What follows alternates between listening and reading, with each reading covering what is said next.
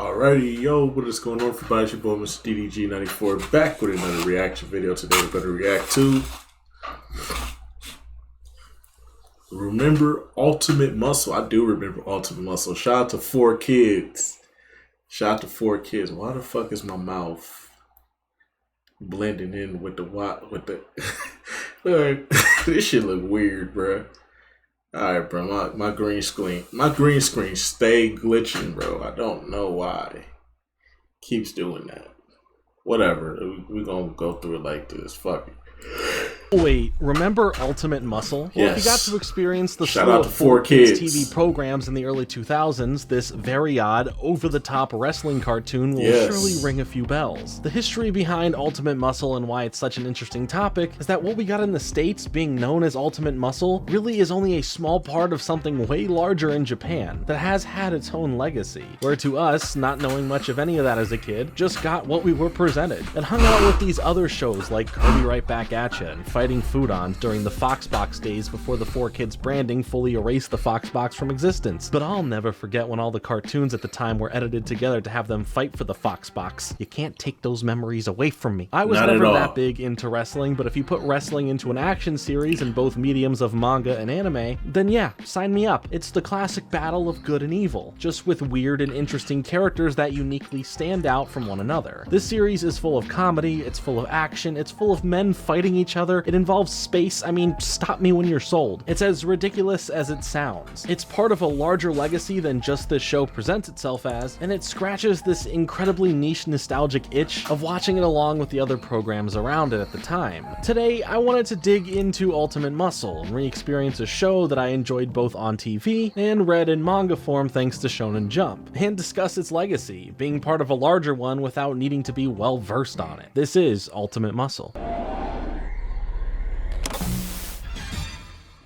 Ultimate Muscle follows the journey of our main character, Kid Muscle, who is already struggling to live up to the legacy of his father, being the complete opposite of him in many ways. When your father is King Muscle and is claimed to be the strongest man alive, sure, that's a lot of pressure, but even more so when your father is a member of the Muscle League, which has these top extra muscular heroes who act as the protectors of many worlds throughout space to stop any evil threats that head towards any planet under their watchful eyes. But a lot of time has passed and our heroes of yesterday are now the heroes of today, just older and in need of the next generation to step up once the DMP group of bad guys, or as it stands for Destruction, Mayhem, and Pain, come fist-bumping Earth and get let loose upon the land, causing the Intergalactic Wrestling Federation to scatter out a warning. But the evil may be too great as it has begun taking out our OG heroes since they are a little too old, a little too rusty to keep up with these younger threats after nearly 30 years of peace. Being one of the original programs that was presented on the Foxbox, it had some big shoes to fill, much like our main character himself, being something so different to a lot of Western audiences. On the surface, it's easy to see why Ultimate Muscle was selected to be one of the shows in general to make their way to the States and receive the classic 4Kids dub. The popularity around anime was quickly rising where big franchises were getting worldwide acclaim. You mix that in with something like wrestling and it's bound to get some more attention. Kid Muscle is a likable, relatable, and yet predictable character for us to follow. His father is a legend and he's, well, anything but. Voiced by Mark Thompson, Kid Muscle was trained heavily under his father, but he didn't have the want to follow in his footsteps. What's the benefit of knowing how to fight or wrestle if you're more of a coward who has other interests in life, like women and food being his main joys, and same honestly. But with him getting to grow up with a more privileged life that he takes for granted on a day-to-day basis, this makes him come off as a disappointment to the family legacy. He would rather avoid all confrontation as much as possible instead of fighting, where thanks to this, it seems that he never inherited the special family ability to access a deeper power of true strength known as the Ultimate Muscle. But I mean, clearly he has it, he just has to, unlock it. But this life that Kid takes for granted soon gets flipped and turned upside down when the legacy of his family requires him to step up and not be this cowardice and lazy person anymore, to which he still pushes back from and runs away, but ends up in a spacecraft that brings him from his home and right to Earth, where he really starts losing his choice to not be a hero. No one can help you. Mommy! Not even Mommy. What the?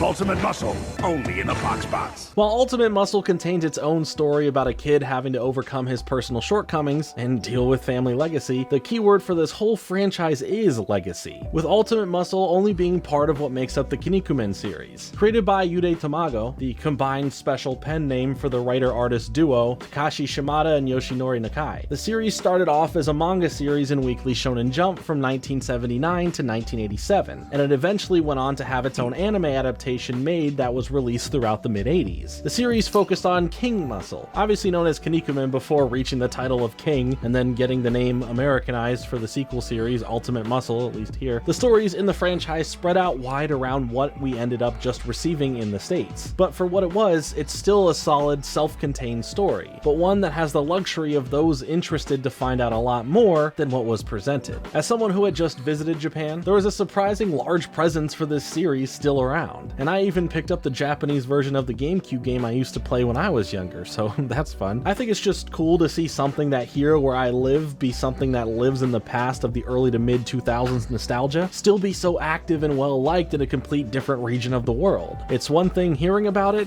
it's another thing firsthand seeing it. Before even getting to Ultimate Muscle, the franchise created a line of toys to market off the popularity of the manga and the anime in the 80s. These little rubber toys would feature some of the really cool designs of wrestlers. So as the show and the manga were ending their initial run in Japan, Mattel saw an opportunity with the property to bring the toys stateside, but trying to get rid of the expensive middleman selling point of recutting the anime for American audiences, nor translating any of the manga. So they have these figures with no baked-in reason to buy them, since no one would know where they're from, but the simple fix though would just be making something up. Take these Bandai created figures that you could get out of gachapon machines in Japan and strip away the initial branding. Born from this decision was MUSCLE, an acronym that stands for millions of unusual small creatures lurking everywhere. Well, sure, it sounds 80s enough for what kids want. It was another collectible craze, having so many unique designs for the toys. I don't know about millions, there were only a bit over 230 of them, but unusual, yeah. For those who have no clue what these designs are from, it sure fits that description. Collect these weird wrestling characters, as you need to get them in order to save the world from their takeover, or that's what the marketing would have sold you on. You still had your recognizable mascot for the series of toys, even getting a name just known as Muscle Man, as well as the main bad guy having the name of Terry Bull. So it had this loose connection for those in the States getting sold on them, despite the more rich history of every character through the series in Japan. Surely, this was an interesting time and a cool look into IP distribution around the world, and how things can easily be used for repackaging to make it more marketable in different regions. Today, while that still may happen, the world is more connected than ever as we celebrate different franchises from all around the world. Repurposing something from Japan to bring it to the States doesn't work as well as just bringing something from Japan directly to the States. The toys, however, while nostalgic for the kids of the 80s, ended their run as the interest for them wore off when more designs weren't created, just reprints with new colors on them that weren't that base beige color. As Japanese media started to become more popular across the world, the adoption of anime and manga became more and more mainstream for the younger generations to get into, with Shonen Jump bringing their manga magazine over to the States, and 4Kids wanting to bring some anime selections to TV through their licensing deals. Ultimate Muscle became the clear open choice for them to go after. In 2001, 4Kids acquired Ultimate Muscle along with a couple other Japanese properties as they put out a press release selling the excitement of Kinnikuman the Ultimate Muscle before it would be known as just Ultimate Muscle in the States. They were showcasing this property as the new face of action-adventure cartoons, coming from Toei Animation, who had already brought the animation of Dragon Ball Z and Sailor Moon to the world. So this had all the buzzwords needed to cause some excitement. Fast forward to September 14th, 2002, Ultimate Muscle would premiere on the Fox Box alongside a few other shows as the group of productions that launched the Fox Box. Over the years, more shows were added to the block and the Fox Box branding would eventually change, but Ultimate Muscle was there from the jump. Back to the overall story of the show, Kid Muscle ends up on Earth now thanks to the spacecraft and instantly meets Meat, a sidekick character that fills the role of advisor to help out alongside Kid Muscle and mentoring him to be more like his father in several ways, since he was the one who helped his father in the past, from training to managerial roles. That was his gig. Voiced by Mike Pollock, Meat gets to help convey a lot of the emotional struggle Kid may have to understanding himself and the destiny his family legacy holds. The show really plays out similar to how Naruto went on to handle things, having a sequel series with Boruto, with that focusing on the next generation of characters from that franchise while still dealing with the OGs a bit. Here, Kid meets connects with and ends up working with characters that are all children or descendants of previous heroes, with them having to figure out how to handle the new evils that are out there. The new generation of heroes must train to become as strong and as talented as the previous generation, if not more so, to go on and face the DMP.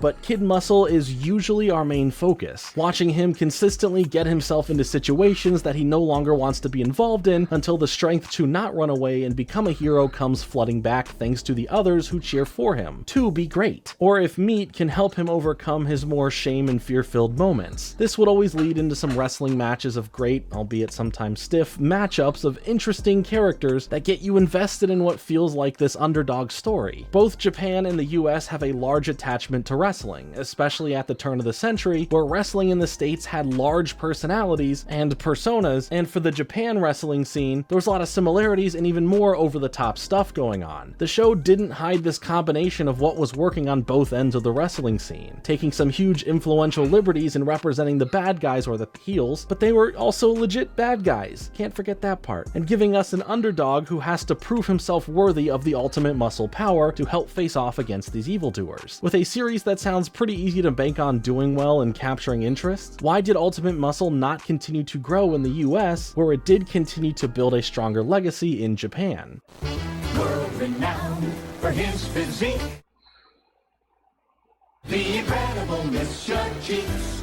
It's no secret that the name Ultimate Muscle doesn't mean as much in the States as it can in other places anymore, but why is that? It helped launch the Fox Box into having an opening for more anime dubs to come over to the States. Well, part of this is due to the usual interference of 4Kids editing when they were tweaking it all for the dub. It's a two-edged sword really, as without them bringing over Ultimate Muscle when they did, there could be many of people from that time who just never got introduced to plenty of properties through 4Kids licensings and dubbings, unless they knew what they were trying to find on the younger age of the internet. The other edge is that the dubs usually weren't great for many reasons, from the voice acting to regional edits and cultural differences to just random decisions that made it more somewhat marketable in the region, at least according to them. While the original series in Japan, as well as even the manga that was brought to the US throughout Shonen Jump and Viz, they were specifically aimed towards an older teen audience, while the anime on the Fox Box was made to appeal to a bit younger than that, which makes it hard to sell one audience when the property itself isn't cohesive in that way. That's partially why Yu-Gi-Oh! Changed itself to align with the popularity of the card game, rather than keep it the way it was like with the first 7 volumes of the manga, or the animated series of it known as Season 0. But that's a video for another time. Supposedly, the creators of it weren't overjoyous with a lot of the more Americanized edits, having a lot less input on the creative side when it was being brought over, and the extended sides of the media didn't take off as much, with Bandai not seeing as big of a return as they'd like to from stuff like the action figures or the battle card game. Ultimate Muscle is as every bit of fun that wrestling can be for those that watch, but if you're like me, who never was that big into wrestling growing up, it still is able to capture my attention thanks to the characters themselves and the action of it all. I was waiting to relive this show in a more accessible way, and recently, thanks to Discotech Media, the series was released on Blu-ray, and it's been a great way to revisit it. The show doesn't do anything too different to stand out when it comes to the action aspect of things, being very much on the same level as many other anime within this fighting action genre of the time, but it does get to have fun with what it's doing. It makes sure that the comedy plays a big aspect throughout the series, from Kid himself and his struggles to be this brave and strong fighter, to the entertaining side of the cast of unique characters, both friend and foe. The supporting cast gives us characters like Kevin Mask, voiced by Ted Lewis, who is this lone wolf, morally ambiguous character that, despite having a rivalry with Kid, also gets offered an extension of friendship from him. There is also this regular human girl named Roxanne, voiced by Lisa Ortiz, that comes in as a love interest for our main character to be interested in, only helping this fact for him to want to be brave and fight since she's a wrestling fan. And this is one of those one-sided romantic interests. But regardless, it helps him become more focused when he needs it. Terry, voiced by Greg Abbey, is another important ally of Kid throughout the series, who struggles with his own family legacy, having a hard time finding a way to not live in his father's shoes while becoming his own person. We get to watch as Terry and Kid get to build a natural friendship and support system, and I just appreciate how how other characters in the show have deeper narratives about their characters in which we get to explore. There is a long list of supporting characters that do get to add in a bunch of fun for the series and aid in helping Kid become the best version of himself he can be. And a lot of the time, these characters and their names are just puns or playoffs of real wrestlers, just to be a bit tongue-in-cheek about it. Bone Cold? Yeah, I wonder who that could be. Overall, I think the series is a lot of fun, especially if you're looking for that specific nostalgia feel from the early 2000s where shows like this thrived. It sure brought me back and gave me the drive to dig back into the other mediums in which Ultimate Muscle also lived. From the manga series where I have gone back to start reading it again, as well as the video game side of things where there is a Game Boy Advance game and even a GameCube game that I mentioned earlier. At least the Ultimate Muscle franchise is still celebrated in Japan. With the 40th anniversary of the original show hitting over there, the Kinnikuman series will be getting a brand new anime to keep the legacy going strong. Were you a fan of Ultimate Muscle? If so, tell me your thoughts on the series in the comments below. I've been Jordan Fringe. Thanks so much for watching. Like and subscribe.